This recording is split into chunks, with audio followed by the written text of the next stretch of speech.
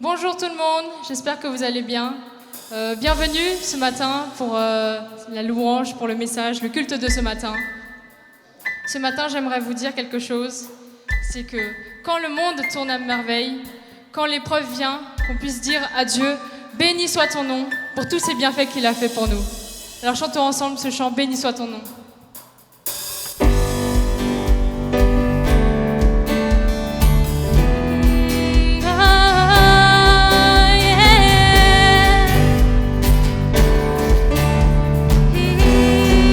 Ensemble, béni soit ton nom. Béni soit ton nom dans le lieu de bénédiction où s'écoule ta provision. Béni soit ton nom. Béni soit ton nom dans le lieu désert et que je marche solitaire. Béni soit ton nom pour tous tes bienfaits, pour tous tes bienfaits envers moi. Je te louerai et dans les temps difficiles je redirai. Béni soit le nom du Seigneur. Béni soit ton nom. Soit le nom du Seigneur, béni soit ton glorieux nom. Béni soit ton nom, quand sur moi brille le soleil, quand le monde tourne à merveille. Béni soit ton nom. Béni soit ton nom, quand l'épreuve vient me former, quand je dois tout sacrifier. Béni soit ton nom, pour tous tes bienfaits envers moi. Je te louerai, et dans les temps difficiles, je redirai. Béni soit le nom du Seigneur. Béni soit ton nom. Béni soit ton nom. Béni soit le nom du Seigneur. Béni soit ton glorieux nom. Béni soit le nom du Seigneur. Béni soit ton nom. Béni soit ton nom. Béni soit le nom du Seigneur. Béni soit ton glorieux nom. Seigneur, tu as donné. Seigneur, tu as repris. Malgré tout, je dirai que ton nom soit béni. Seigneur, tu as donné. Seigneur, tu as repris. Malgré tout, je dirai que ton nom soit béni. Béni soit le nom du Seigneur. Béni soit ton nom. Béni soit le nom du Seigneur. Béni soit ton glorieux nom.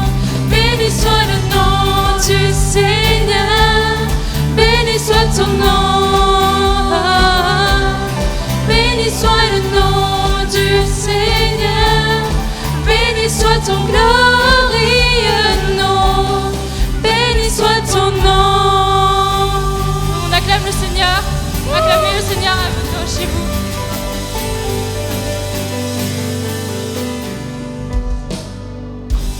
Dieu est digne de gloire, amen.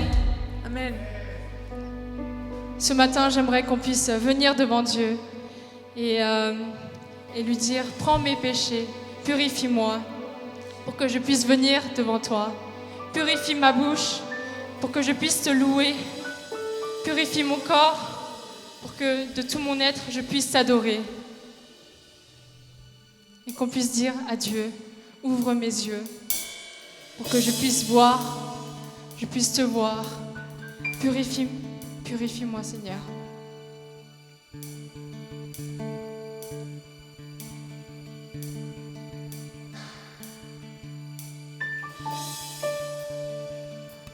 Qu'on puisse dire à Seigneur, brise cet orgueil qu'on a dans notre cœur, pour qu'on puisse s'approcher de toi, Seigneur.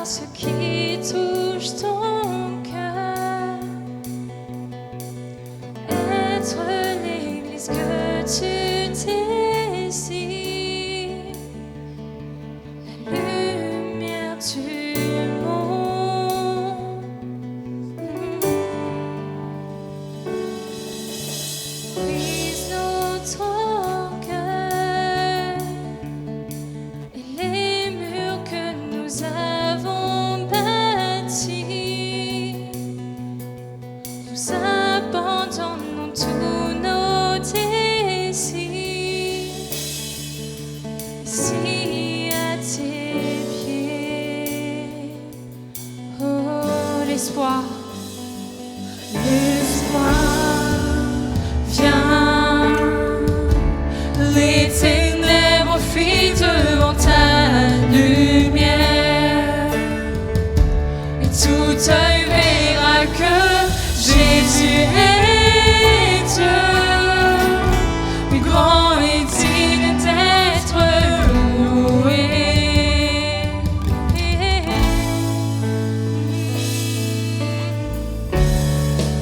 nos yeux, Seigneur. Ouvre nos yeux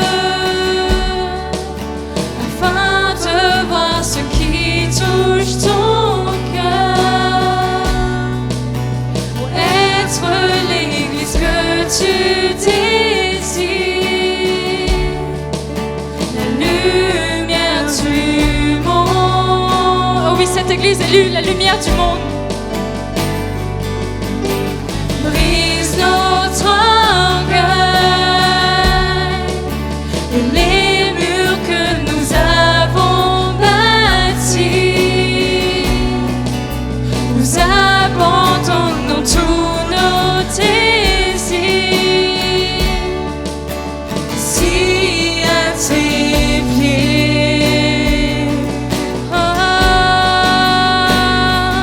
L'espoir vient, les ténèbres fuient devant ta lumière, et tout œil verra que Jésus est Dieu, grand et digne d'être loué. Dieu éternel, Dieu éternel, glorieux dans toutes tes voies, la majesté, la splendeur, la gloire, la lumière du monde. l'espoir vient. L'espoir vient, les ténèbres fuient devant ta lumière, et tout œil verra que Jésus est Dieu, grand et digne d'être loué.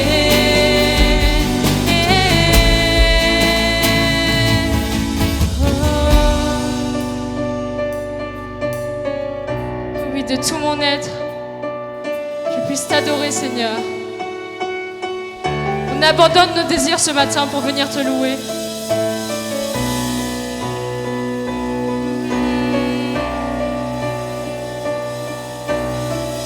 De tout mon être, je veux t'adorer. De tout mon être, je te louerai.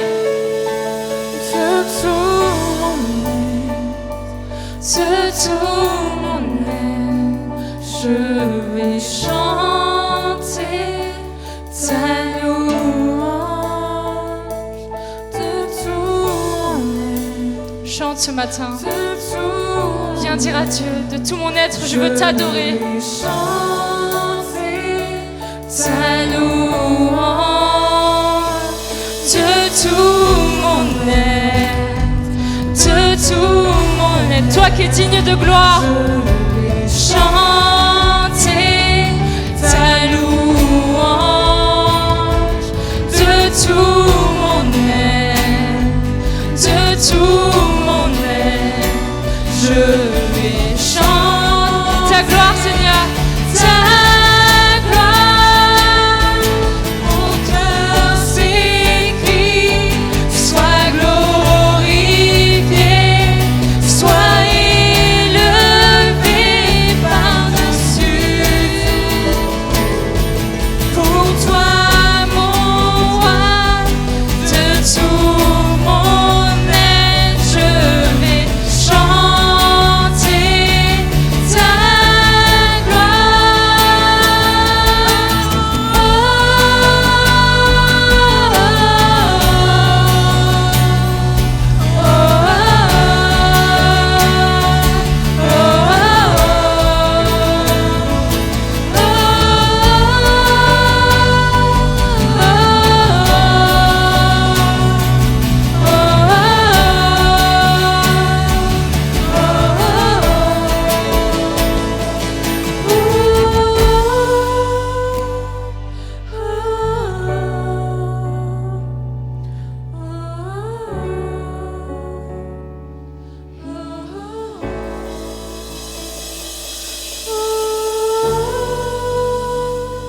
Oh oui, Seigneur, que ce matin, tu nous donnes un cœur humble.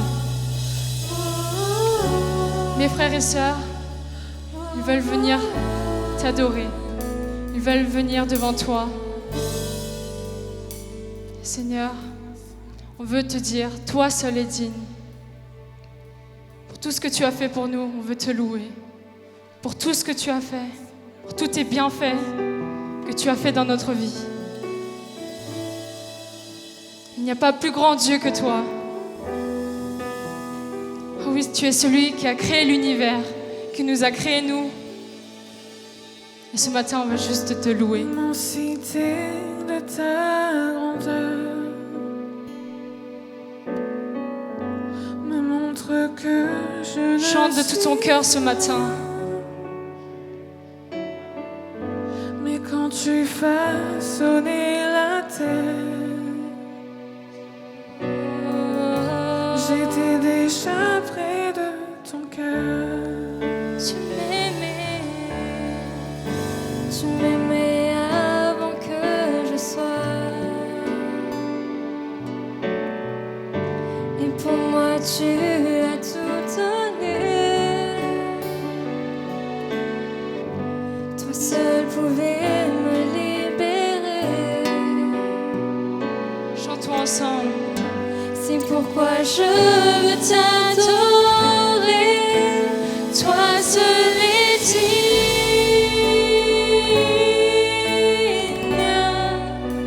de te recevoir louange et gloire pour l'éternité. Toi seul es digne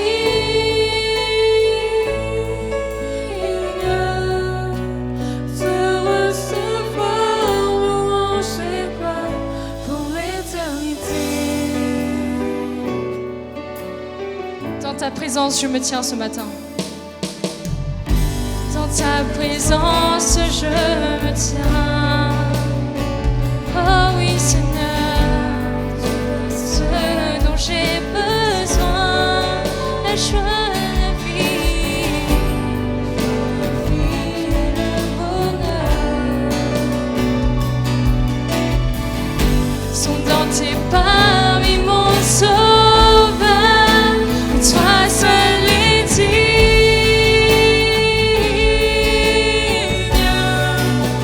de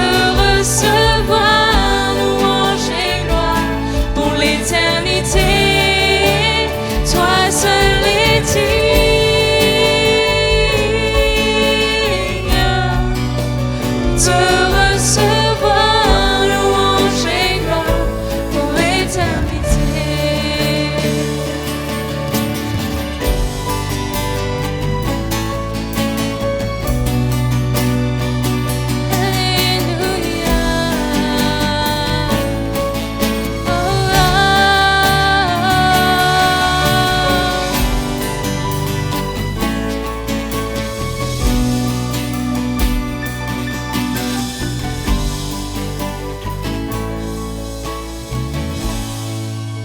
Chantons-le, Alléluia. Alléluia. Oh, Alléluia.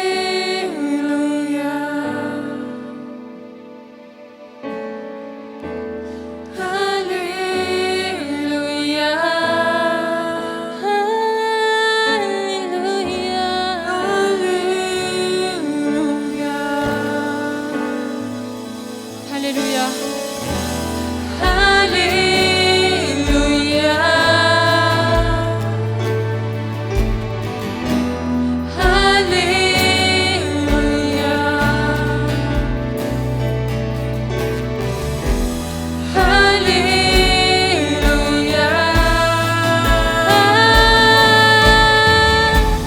Alléluia.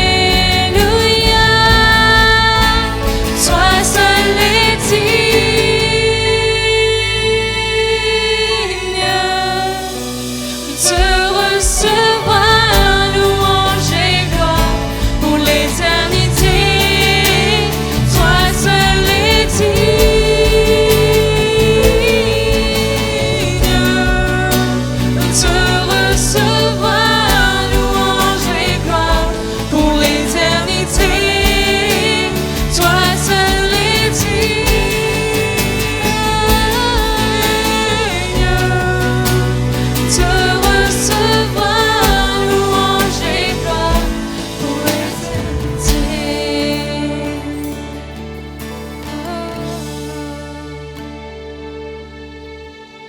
Seigneur, ce matin, on est venu devant toi te louer dans ta présence. Toi seul es digne de toute la louange, de toutes ces personnes qui regardent. Oh oui, Seigneur, c'est des louanges qui sont adressées à toi. Merci Seigneur de nous avoir libérés, d'avoir tout fait pour nous. Parce que tu nous as aimés. Ce matin, on veut te donner un tout petit peu de ce que tu nous as donné.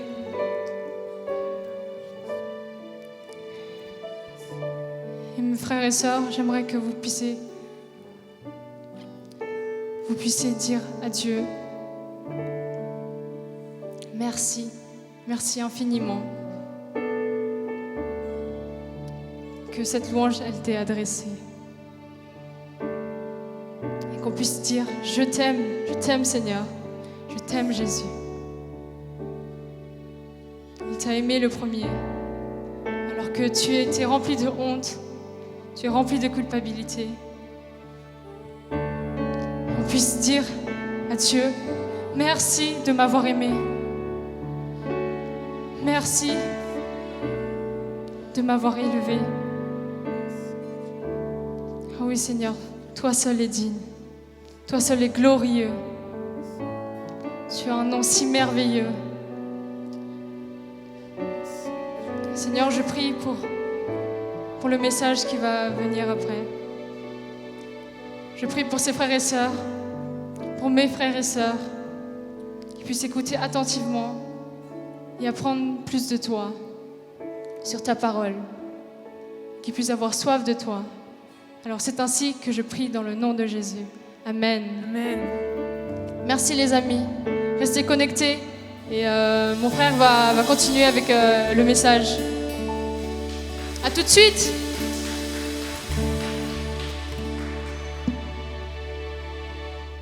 Salut à tous, j'espère que vous allez bien et que vous passez une bonne journée. Aujourd'hui, on a une journée magnifique, il y a le soleil, genre, waouh, il tape. Et c'est les vacances, du coup, j'espère que vous profitez bien, que vous vous reposez bien, sauf ceux qui travaillent, qui n'ont pas cette chance-là.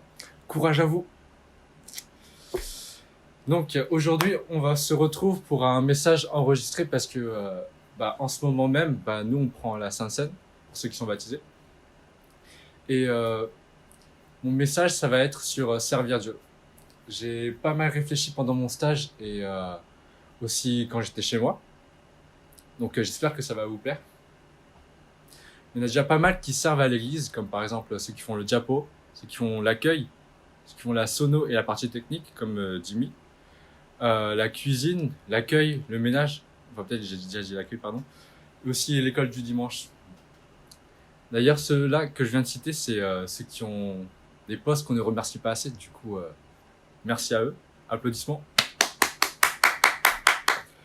Et il y a aussi d'autres services qu'on voit davantage, comme par exemple les musiciens, les choristes, les leaders de louanges, les chefs de groupe et les prédicateurs aussi. Peut-être qu'il y en a d'autres que j'ai pas cités. Merci à eux aussi. Applaudissements.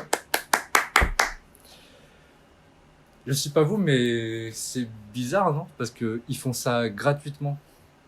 Il y en a, genre, ils préparent pendant toute la semaine. Et il y en a aussi qui se lèvent beaucoup plus tôt que, genre, la plupart des gens le dimanche matin. Il y en a, ça peut aller jusqu'à 6h du mat le dimanche matin. Waouh! Ça mérite le respect, non?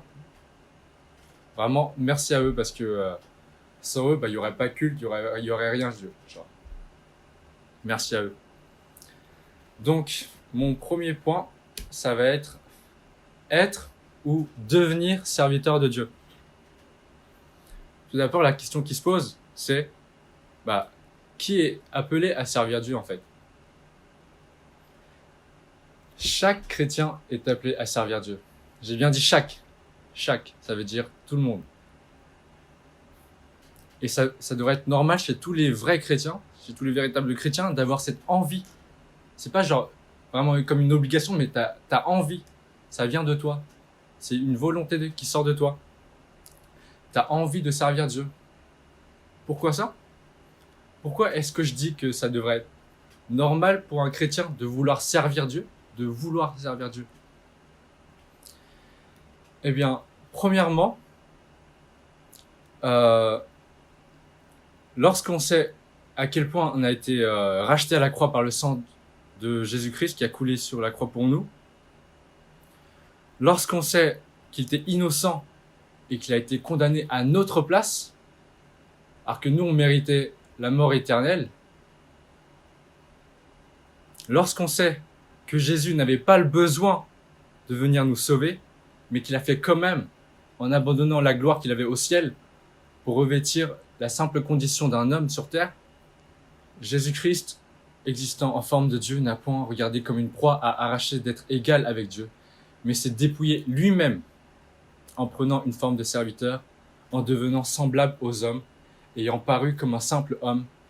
Il s'est humilié lui-même, se rendant obéissant jusqu'à la mort, même jusqu'à la mort de la croix. Philippiens chapitre 2, versets 6 à 8. Eh bien, lorsqu'on sait tout ça, et qu'on le croit dans tout notre cœur, on a juste envie de dire, Seigneur, merci. Merci. Vraiment, merci. Et servir Dieu, c'est en fait juste une façon d'aimer Dieu en retour et de le remercier pour tout ce qu'il a fait pour nous. Seigneur, je sais que mon service n'est pas grand-chose par rapport à ce que tu as fait. Mais Seigneur, j'ai envie de te servir, même si je sais que je suis un serviteur inutile. Parce que c'est pour te remercier, Seigneur, et parce que je t'aime. C'est normal. Pour les chrétiens, ça doit être normal de vouloir servir Dieu. On n'a aucune gloire à dire que genre on sert Dieu. Ça doit être normal. C'est aussi normal que les enfants doivent aider leurs parents quand ils peuvent, quoi. Parce que les parents les logent, ils les nourrissent, ils achètent tout ce qu'il y a dans leur chambre. Ceux qui disent genre qu'ils ont acheté eux-mêmes, je pense qu'il y en a pas beaucoup d'entre nous.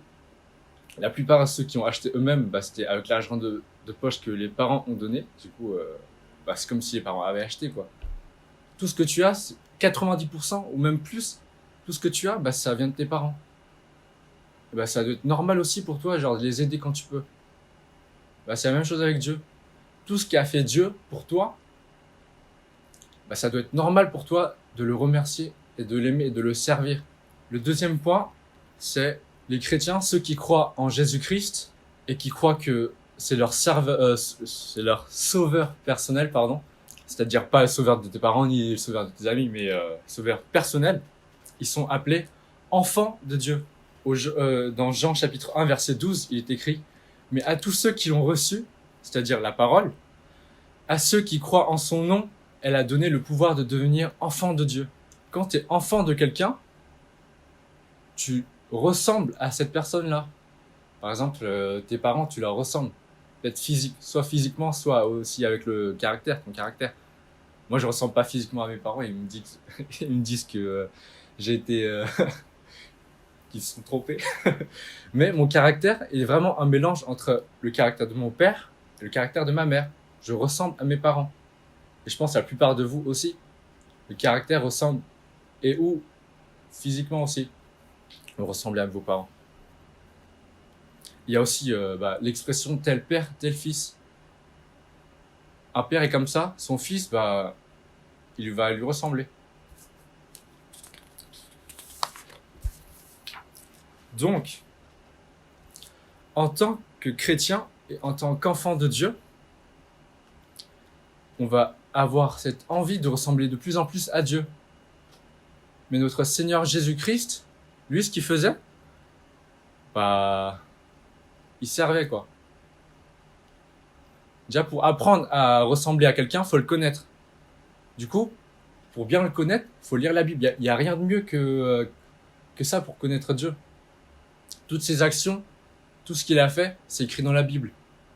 Tu peux écouter le meilleur pasteur, mais lui, il va juste te décrire. Tu peux pas avoir meilleure description de qui est Dieu en lisant la Bible que par la Bible, justement. Pas par un pasteur, un intermédiaire ou quoi. Peut-être lui, il va interpréter différemment, mais vraiment, la Bible, elle est là, elle reste la même. Dieu ne change pas, la Bible non plus ne change pas. Notre Seigneur Jésus-Christ, il servait Dieu. Quand il avait 12 ans, il a commencé à préparer pour servir. Dans le temple, il commençait à apprendre la parole de Dieu. Jésus, il servait Dieu, il annonçait la bonne nouvelle à tous. Il disait « Repentez-vous, car le royaume des cieux est proche. » Il guérissait les malades. Il aimait les gens qui étaient détestables et détestés par ses contemporains. Il est venu sur la terre non pour être servi, mais pour servir les autres. Il a nettoyé les pieds de ses disciples. Il a pleinement suivi la volonté de Dieu en allant jusqu'à être crucifié sur la croix pour nous. Donc, en tant qu'enfant de Dieu, sois semblable à Dieu et sois semblable à Jésus qui sert Dieu. C'est pour ça que quand tu es enfant de Dieu, tu as vraiment cette envie de servir Dieu. Un chrétien qui est mature a envie de servir Dieu. C'est pas quelque chose qu'on lui impose. Il le fait car il a envie et car il aime Dieu. Tout à l'heure, j'ai dit que chaque chrétien devait servir Dieu. Comme je l'ai dit tout à l'heure, ça veut dire tout le monde, tous les chrétiens. Tous les chrétiens. Dès que tu es converti, tu dois servir Dieu. Enfin, j'aime pas trop ce mot, mais voilà, vous m'avez compris, quoi. Dois. Quand tu te convertis, tu sers Dieu. Et ça, peu importe ton âge et peu importe ce que tu sais faire. C'est facile d'avoir un profil comme ça, non? Les entreprises, quand elles demandent à recruter des gens, faut avoir la connaissance, faut avoir des compétences, faut avoir un profil pas trop junior, faut aussi de l'expérience aussi. C'est compliqué à avoir Et tous ceux qui cherchaient des stages et des alternances, ils savaient à quel point c'était difficile. Hein. Mais avec Dieu, il te recrute comme tu es. Peu importe ton âge, peu importe ce que tu sais faire. Il te recrute. C'est facile d'entrer dans l'entreprise de Dieu. Mais la seule condition, c'est que tu aies envie et que tu es motivé. Ok? L'âge n'est pas une excuse pour ne pas servir Dieu. Si par exemple tu te sens trop jeune, eh bien sache que Dieu t'appelle quand même à servir Dieu. Dieu a appelé Jérémie. Jérémie, il se sentait trop jeune. C'était son excuse pour... Mais Seigneur, moi je suis trop jeune. Mais Dieu, il a dit, ne dis pas que tu es trop jeune. Ne dis pas que tu es un enfant. Dieu t'appelle. Peu importe ton âge. Jésus, il avait commencé à 12 ans. Je pense que la plupart de nous qui sommes ici, nous avons plus de 12 ans. Non? Et il y avait aussi... il y a d'autres exemples plus concrets, enfin plus actuels, je veux dire. Le missionnaire Bob Hoskins, qui est passé à l'église MLK, il a commencé à prêcher alors qu'il avait que 7 ans. Il n'y a pas d'âge. Dès que tu es converti, peu importe à quel âge tu t'es converti, si par exemple il s'est converti à 7 ans, bah il commence à servir à 7 ans. Peu importe ton âge, tu sers Dieu. Si tu te convertis, tu dois servir Dieu ensuite. Si tu as cette envie de servir Dieu, alors go, peu importe ton âge. Ok? Et si tu te sens trop vieux aussi, bah, j'espère pas parce que vu l'âge qu'on a, le plus grand c'est Féli entre nous. J'espère que tu te sens pas trop vieux, Féli. T'as 24 ans, ouais. C'est pas hyper vieux.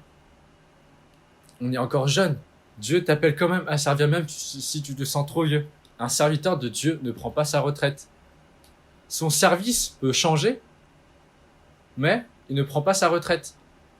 Par exemple, s'il se déplaçait beaucoup, bah, ça peut être plus difficile pour lui de marcher, de se déplacer beaucoup. Du coup, il va faire autrement. Vous voyez? Le serviteur de Dieu, il continue à servir Dieu, peu importe son âge. Dans la Bible, il y avait Anne et Siméon.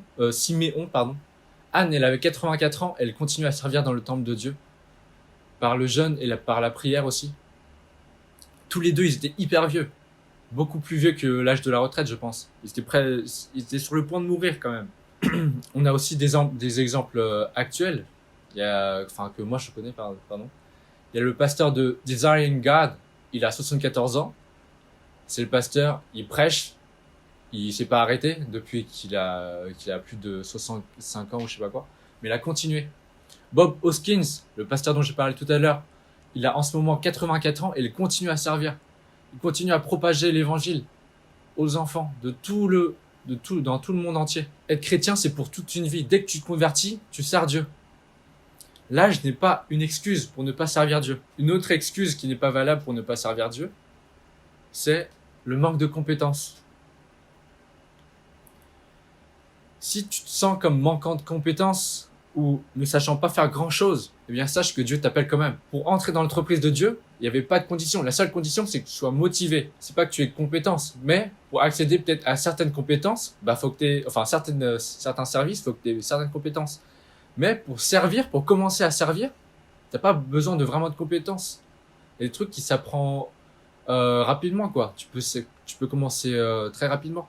Et dans la Bible, Dieu a appelé plein de personnes qui ne se sentaient pas capables. On peut citer par exemple Moïse. Il disait, non, moi je bégaye. Appelle Aaron, mon frère. Non, Dieu, pas moi. Je sais pas faire. Jérémie demandait à Dieu, non, pas moi, Seigneur, je suis trop jeune. On peut aussi citer Gédéon. Dieu l'a appelé, il était tellement surpris. Seigneur, moi, ma famille, elle est si petite. Ma famille, c'est la plus pauvre de ma tribu. Tu m'appelles moi? Je pense qu'aucun homme ne les aurait appelés. Mais Dieu les a appelés. Et Dieu t'appelle aussi. Même si tu te sens pas capable. Gédéon, il était tellement pas sûr de lui. Dieu, il l'a appelé vaillant héros. Vaillant héros. Il était tellement pas sûr de lui qu'il a demandé 2 signes à l'Éternel. Ouais, si c'est vraiment toi qui m'appelles, alors fais ça. Si c'est vraiment toi qui m'appelles, alors fais ça. Ne te fâche pas, hein. Je veux vraiment être sûr que c'est toi qui m'appelles. Je suis tellement surpris que tu m'appelles. Personne n'aurait confié une mission. Mais Dieu les a appelés. Pourquoi? Parce que nous, les hommes, on regarde l'apparence, ce qui est à l'extérieur, mais Dieu, il regarde notre potentiel à l'intérieur. Quand Dieu, il voulait choisir un roi à la place de Saül pour remplacer Saül, et qu'il demandait à Samuel d'aller chez Isaïe, Samuel pensait que Dieu avait choisi Eliab comme nouveau roi. 1 Samuel chapitre 16, verset 7. Mais l'Éternel lui dit, ne te laisse pas impressionner par son apparence physique et sa taille imposante, car ce n'est pas lui que j'ai choisi. Je ne juge pas de la même manière que les hommes. L'homme voit que ce qui frappe les yeux, mais l'Éternel regarde au cœur. Cœur en hébreu, c'est pas juste l'organe. C'est le siège de tes pensées, le siège de tes sentiments. C'est pas juste l'organe. C'est beaucoup plus. Le cœur, c'est à l'intérieur, c'est ce que tu vois pas. C'est ce que les hommes ne voient pas. Tes pensées, les hommes ne voient pas. Tes sentiments ne voient pas.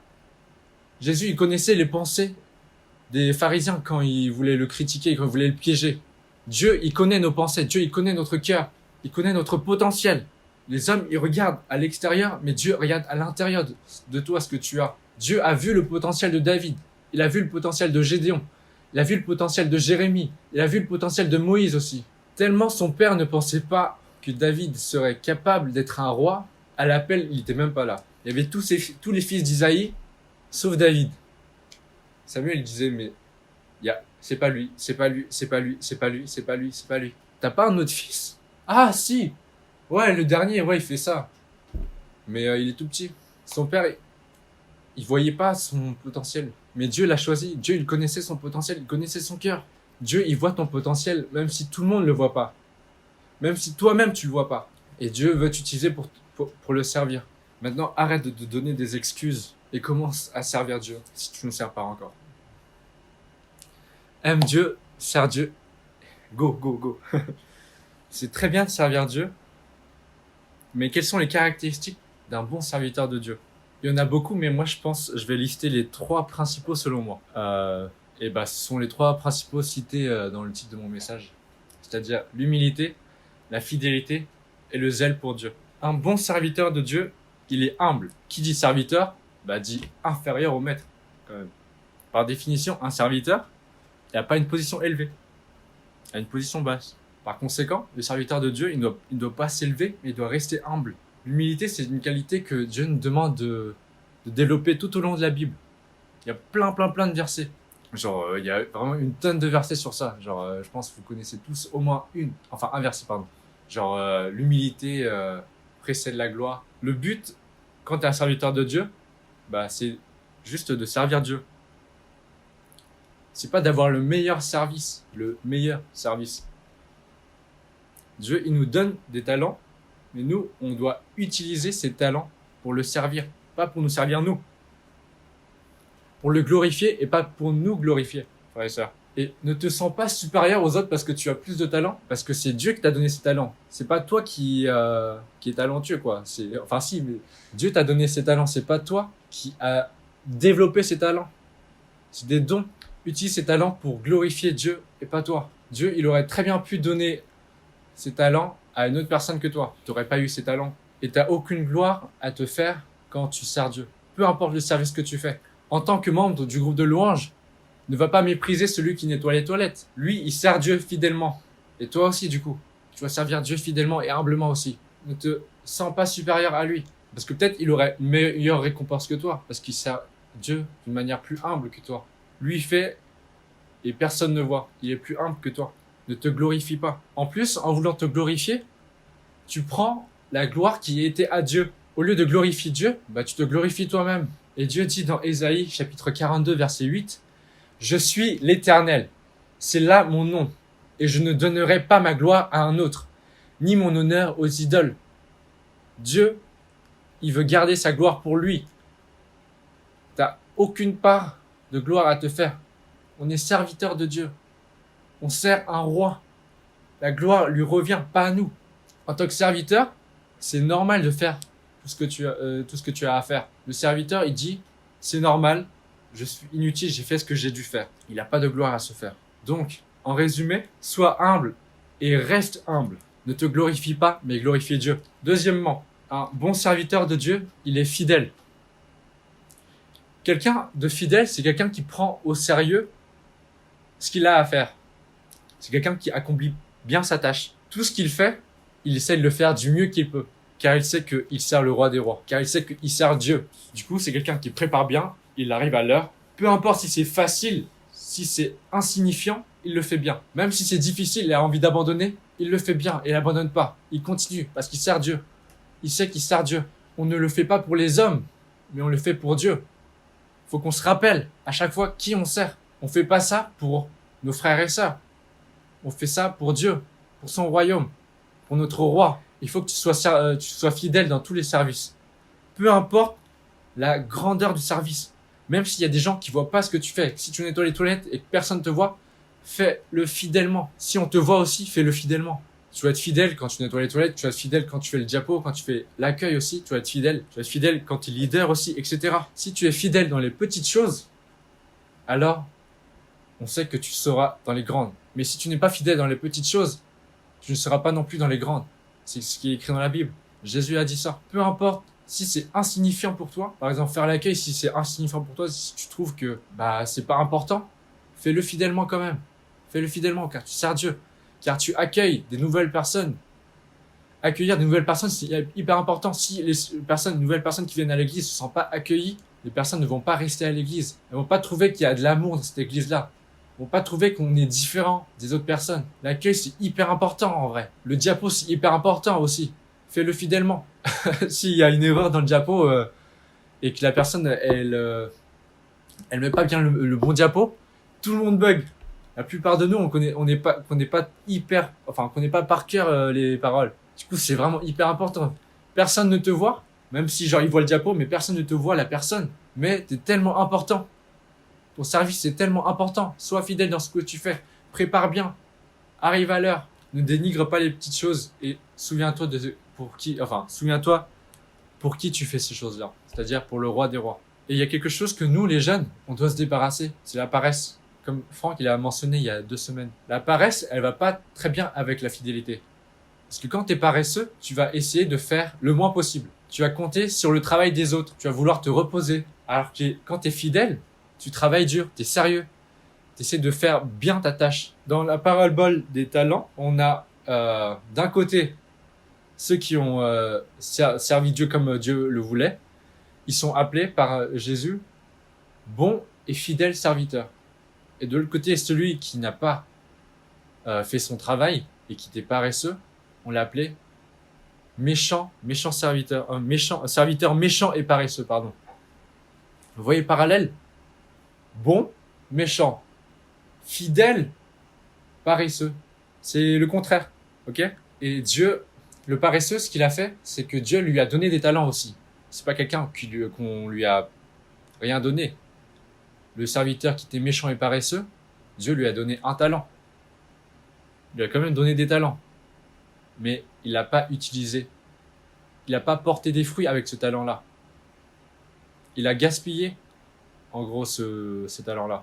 Et ça, c'est vraiment dommage. Arrêtons de nous chercher des excuses et nous dire que, genre, on n'a pas le temps, on est fatigué.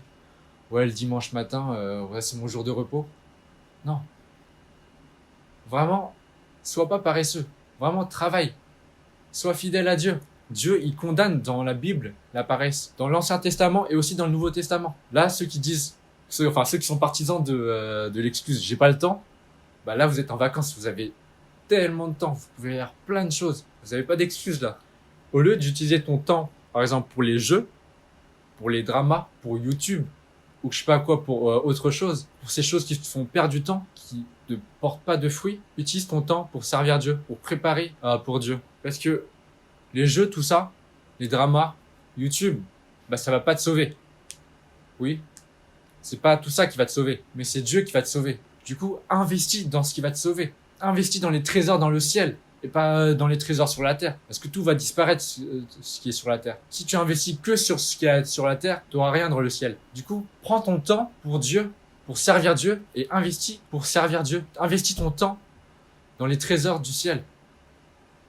Là où la rouille et le voleur ne peuvent détruire. Enfin, le voleur ne peut pas voler, pardon. Là où la rouille ne peut pas détruire et le voleur ne peut pas voler. Alors maintenant, lève-toi pour Dieu. Lève-toi maintenant. Et arrête de perdre ton temps. Utilise ton temps précieux, parce que le temps, c'est vraiment précieux. Quand tu es jeune, ça passe hyper vite.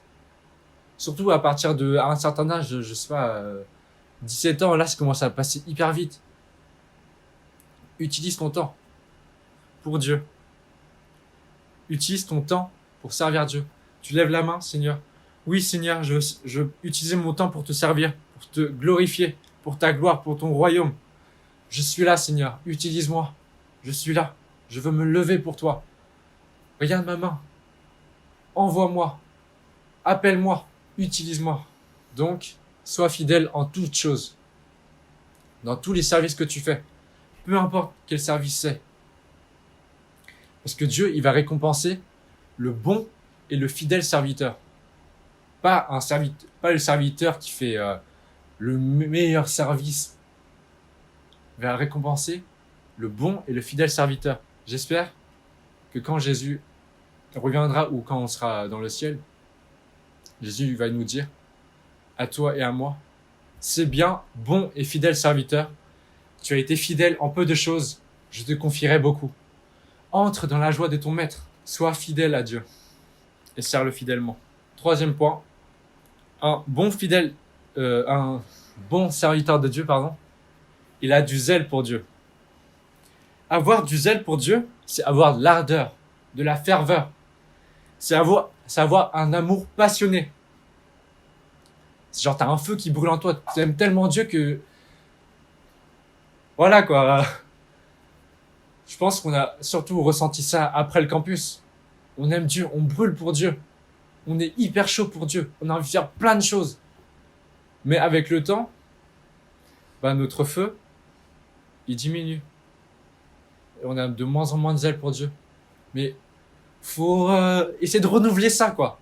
Renouveler, passer du temps dans sa présence, prier, lire la Bible, le louer. C'est comme ça que tu auras de plus en plus de zèle. Quand tu sais à quel point Dieu est bon pour toi, tu vas l'aimer de plus en plus. Quand tu sais à quel point Dieu t'aime, tu vas l'aimer de plus en plus aussi. Tous les chrétiens, on doit être à fond pour Dieu. On ne doit pas être moyen, chrétien, mais pas trop. On doit être à fond. À fond. Level high. Dans l'Ancien Testament, il y avait un commandement que tous les Juifs et Israélites répétaient jour et nuit. C'était le schéma. Écoute Israël, tu aimeras l'Éternel ton Dieu de tout ton cœur, de toute ton âme et de toute ta force. Deutéronome chapitre 6, verset 5. Aimeras, c'est à l'impératif. C'est pas un conseil.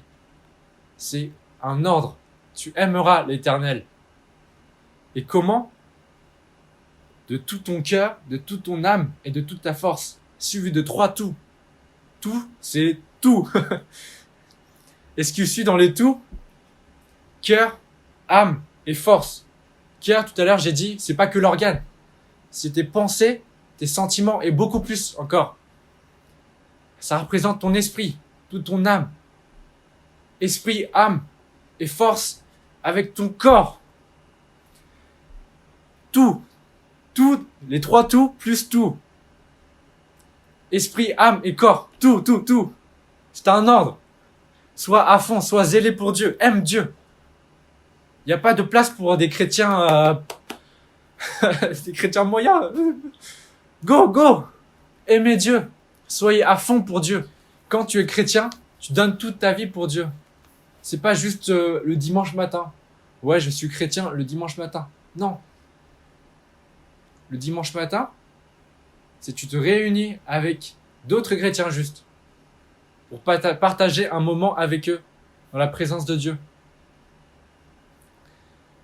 Le reste de la semaine, tu es toujours chrétien. Tu respectes toujours les commandements de Dieu. Tu lis toujours la Bible. Tu pries toujours Dieu. Tu loues toujours Dieu. C'est pas juste le dimanche matin. On n'est pas des chrétiens de dimanche. On ne doit pas être des chrétiens de dimanche. On doit être des chrétiens à fond. Des chrétiens à fond. Des chrétiens zélés pour Dieu. On lui a donné notre vie. On lui a pas donné le dimanche matin. Et ça, ce que je dis, c'est vraiment des paroles qui sont sérieuses et qui sont pas des paroles en l'air. Parce que dans le livre de l'Apocalypse, Jésus il dit à l'église de Laodicée, « Je connais tes œuvres, je sais que tu n'es ni froid ni bouillant. Puisses-tu être froid ou bouillant? Ainsi, parce que tu es tiède et que tu n'es ni froid ni bouillant, je te vomirai de ma bouche. Parce que tu dis, je suis riche, je me suis enrichi, et je n'ai besoin de rien, et parce que tu ne sais pas que tu es malheureux, misérable, pauvre, aveugle et nu, je te conseille d'acheter de moi de l'or éprouvé par le feu, afin que tu deviennes riche, et des vêtements blancs, afin que tu sois vêtu et que la honte de ta nudité ne paraisse pas, et un collier pour oindre tes yeux, afin que tu vois. Moi, je reprends et je châtie tous ceux que j'aime. Aie donc du zèle et repens-toi. Voici, je me tiens à la porte et je frappe.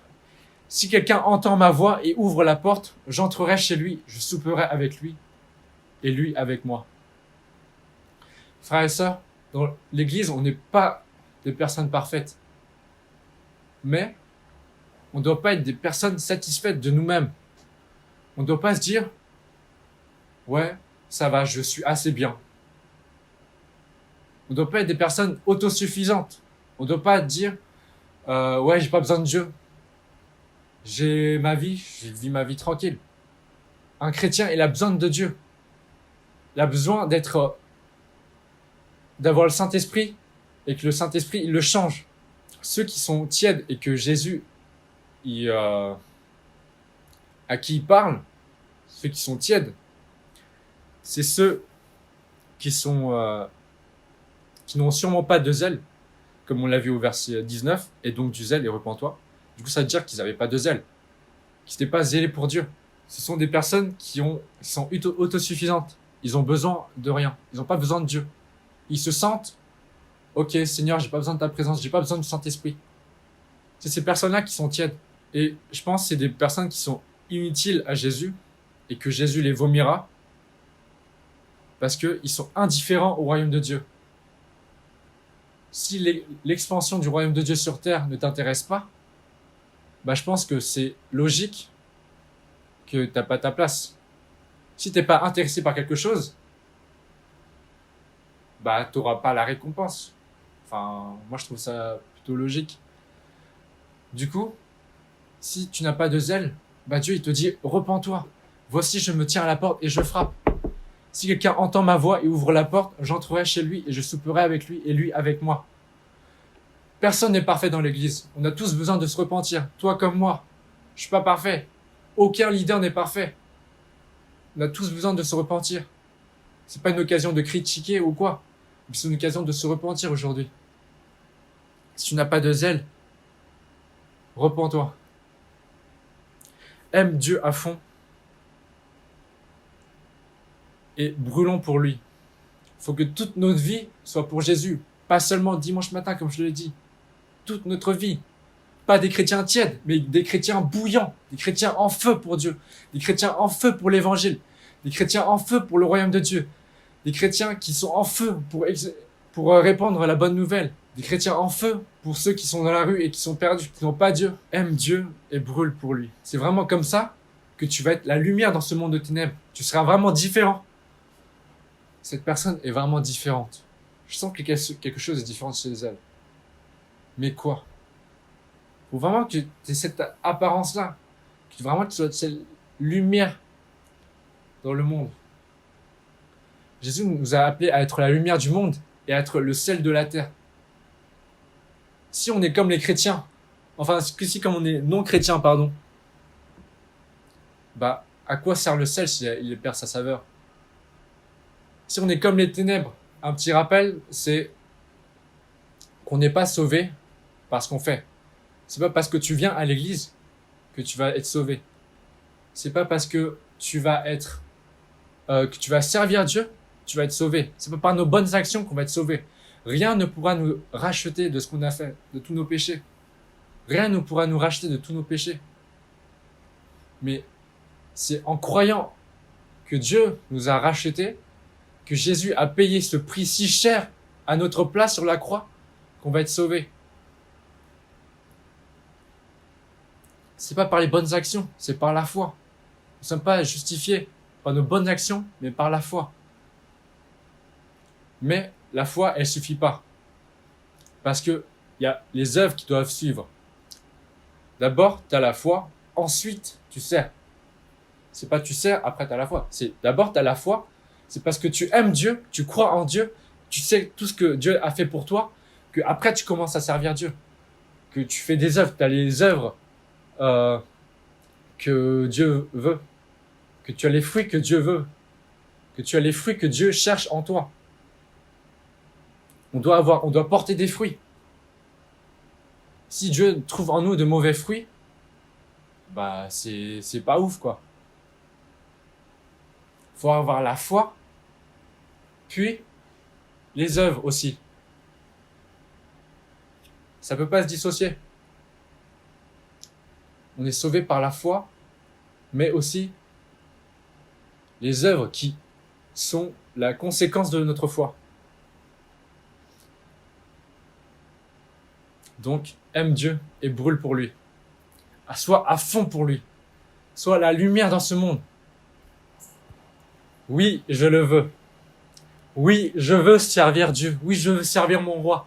Oui, je veux me lever pour lui. Déjà, bravo à vous si vous dites ça. Et je vous encourage beaucoup à servir Dieu. Vraiment, yeah. Je vous encourage beaucoup. Pour savoir quel service nous est adapté, il faut... déjà, le service qui nous est adapté, c'est un service qui soit existe déjà dans notre église locale, soit qui n'existe pas et que vous pouvez en sorte créer quoi. Vous pouvez vous inspirer d'autres églises locales, mais le plus important dans notre service, c'est de glorifier Dieu et c'est de contribuer à son royaume sur la terre. Donc si vous êtes créatif, vous pouvez bien sûr créer de nouveaux services, créer de nouvelles manières de servir Dieu, bien sûr. On n'est pas bloqué comme ça. Ensuite, le service ou les services qui vous sont adaptés, c'est des services dont vous avez les compétences. Ok, c'est facile d'entrer dans l'entreprise de Dieu. C'est facile de servir Dieu, ça te demande juste avoir la motivation. Mais pour certains postes, il faut avoir quand même des compétences. Par exemple, si tu veux être musicien, il faut que tu saches quand même jouer. Faut que tu saches jouer quand même ton instrument. Tu peux pas servir Dieu si tu sais pas faire le truc. Et ces postes-là, peut-être faut plus de préparation en amont. Faut que tu prépares, faut que tu commences à apprendre. C'est pas parce que tu as pas les compétences que tu vas jamais pouvoir servir. Non, peut-être dans le futur tu pourras servir dans ce service-là que tu veux. C'est juste que tu dois te préparer, tu dois apprendre.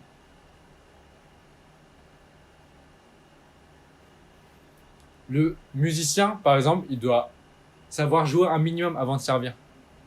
Du coup, il doit être bien sérieux quand il apprend pour servir Dieu. Du coup, le temps que tu as là, au lieu de jouer au jeu, au lieu de regarder des dramas, au lieu de regarder YouTube, ou je sais pas quoi d'autre qui te font perdre des temps, eh bien, investis dans des formations, je sais pas quoi, pour acquérir de nouvelles compétences. Sois sérieux. Il y a maintenant avec Internet, on peut vraiment devenir autodidacte. Genre, avec tout Internet, tu peux te former sur Internet avec plein de choses. Des vidéos YouTube. Bon, là, c'est autre chose. C'est pour te former, c'est pas pour des vidéos YouTube. Des formations en ligne. Des formations ou sinon en présentiel, même si là, c'est un peu chaud, mais bon.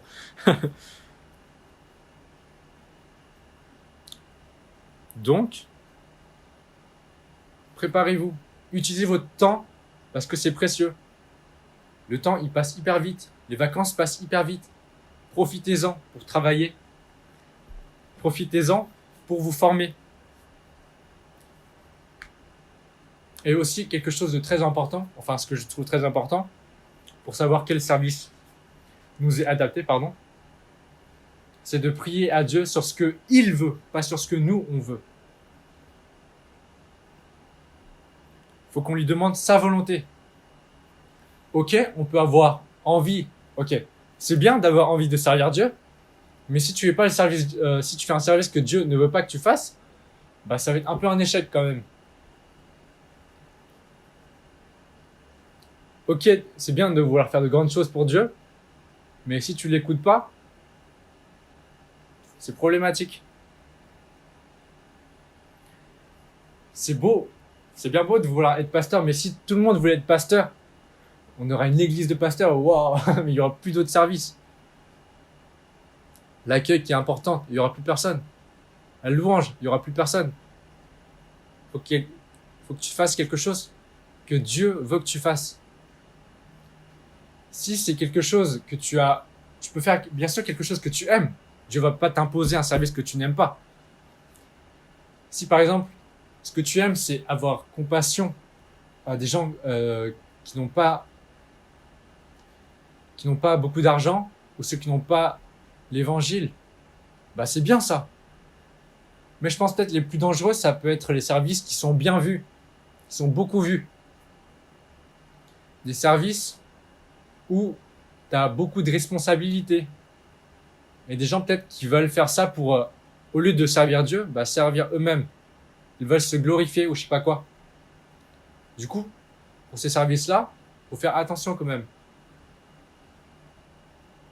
Mais pour des services qui sont pas vus, bien sûr, faut demander à Dieu, mais je pense c'est plus straightforward. Donc, mon conseil serait de vous préparer en amont pour servir Dieu. Bien sûr, vous pouvez déjà commencer, mais à côté, préparez-vous. Faites plus de choses pour Dieu. Ne perdez pas votre temps. Frères et sœurs, j'espère que ce message vous a encouragé à servir Dieu. Et notre amour pour Dieu, il peut pas se limiter seulement à des paroles et à des sentiments, mais notre amour pour Dieu, ça doit être aussi des actions, vraiment des trucs qu'on fasse. Tu peux pas dire je t'aime Dieu, je t'aime Dieu, je t'aime Dieu. Non, faut que tu montres aussi que tu aimes Dieu avec tes mains. Tu aimeras l'Éternel de tout ton cœur, de toute ton âme et de toute ta force. C'est vraiment en entier. C'est pas juste de tout ton cœur, mais c'est aussi avec ta force, avec tes mains, avec ton âme, tout. Et notre amour pour Dieu, il doit se concrétiser en action pour lui. Si tu aimes vraiment Dieu, bah tu vas agir en conséquence. Et tu vas le remercier en le servant. Et comme j'ai dit la dernière fois, ne sois pas un simple croyant, mais sois un disciple. Un disciple, il agit. La différence entre les deux, c'est que le disciple, il agit, il fait des choses pour Dieu. Le croyant, c'est juste la croyance. C'est juste dans la tête. Le disciple, c'est dans la tête, mais aussi avec ses mains, avec, ses pieds. Et si ce message t'a encouragé à servir Dieu, eh bien, je t'encourage à contacter un responsable. On est très gentils. N'ayez pas peur de nous. Et j'espère que beaucoup de ceux qui ne servent pas encore voudront commencer à servir Dieu, à servir notre roi. Est-ce qu'on peut fermer nos yeux, vous qui êtes chez vous, pour prier, s'il vous plaît? Seigneur, je te remercie pour cette belle journée. Je te rends gloire pour tout ce que tu as fait, Seigneur, pour tout ce que tu as fait sur la croix pour nous, car nous, on était condamnés à la mort éternelle, Seigneur. Ce qu'on méritait, c'était l'enfer, mais Seigneur, tu as payé ce prix pour nous. Tu as payé ce prix si cher avec le sang de ton unique Fils qui a été cloué sur la croix pour nous. Il n'avait pas le besoin de venir sur la terre, mais il l'a fait quand même parce qu'il nous aimait tellement. Seigneur, on veut vraiment commencer à te servir si on ne le fait pas déjà, et à te servir plus fidèlement, plus humblement et avec plus de zèle. T'aimer avec plus de zèle, Seigneur. Je te remercie pour tous les frères et sœurs qui ont écouté ce message et ceux qui ne sont pas disponibles pour écouter ce message. Seigneur, tu les bénis. Tu les accompagnes chaque jour de leur vie. Seigneur, j'espère qu'on pourra devenir des chrétiens plus fidèles, plus humbles, et plus zélés pour toi, des chrétiens qui ont les fruits que tu veux, Seigneur. Merci pour tout ce que tu fais pour nous. Merci pour tout. Seigneur, tu nous changes chaque jour avec ton Saint-Esprit et tu nous accompagnes chaque jour dans notre vie pour que quand tu reviendras, Seigneur, tu nous dises, bon et fidèle serviteur, tu as été fidèle en peu de choses, je te confierai beaucoup. Entre dans la joie de ton maître. J'espère que tu nous diras ça, Seigneur. J'espère qu'on sera assez fidèle pour toi. J'espère qu'on aura assez de fruits pour toi. Je te remercie, Seigneur. Vraiment que tu nous changes chaque jour. Personne n'est parfait, mais Seigneur, on veut vraiment te ressembler plus chaque jour, de plus en plus. Te ressembler de plus en plus, Jésus-Christ. Parce que toi, tu es parfait. Même si on n'arrivera jamais, Seigneur, on a vraiment cette volonté de te ressembler de plus en plus. Seigneur, je te remercie pour tous ces frères et sœurs. Que tu les bénisses pour le repas qui va suivre. Que tu nous bénisses chacun d'entre nous. Tu nous accompagnes chaque jour dans notre vie. Seigneur, je te remercie. C'est ainsi que je prie au nom du Seigneur Jésus-Christ. Amen.